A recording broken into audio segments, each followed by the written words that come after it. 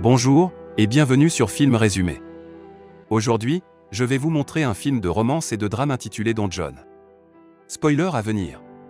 Prenez soin de vous, et bon visionnage.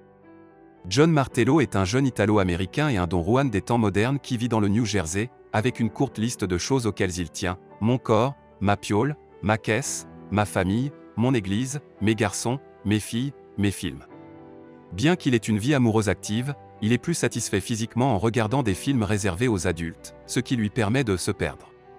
Lors d'une soirée avec ses deux meilleurs amis, Bobby et Danny, John aperçoit Barbara Sugarman, une jeune femme juive issue d'un milieu plus aisé.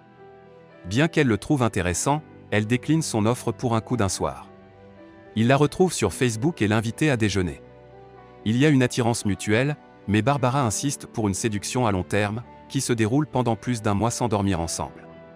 Elle encourage John à prendre des cours du soir pour obtenir un emploi de bureau en dehors de l'industrie des services, et John cède à son amour pour les films de romance, qu'il rejette habituellement comme une fantaisie irréaliste. Il rencontre la famille de l'autre et les parents de John l'adorent. Les deux font l'amour, mais John est toujours insatisfait. Il aime Barbara et la considère comme parfaite, mais trouve les films plus satisfaisantes. Pendant qu'elle dort, John décide de regarder des films. Barbara le surprend et est choquée. Elle se prépare à quitter John, mais il nie qu'il regarde des films et prétend qu'il s'agissait d'une blague envoyée par email par un ami.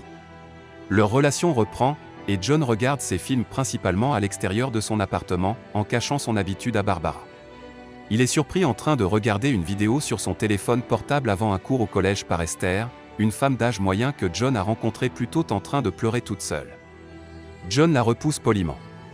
Barbara continue d'affirmer son contrôle, insistant sur le fait que nettoyer son propre appartement, une tâche que John trouve satisfaisante, n'est pas quelque chose qu'elle est à l'aise à faire avec lui.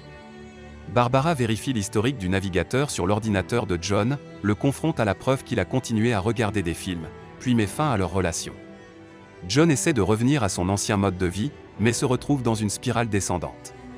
Esther continue de tendre la main, offrant à John le bénéfice de son expérience. Elle lui prête une vidéo qui, selon elle, présente une description plus réaliste des relations amoureuses. Il réagit en initiant un rapport dans sa voiture garée.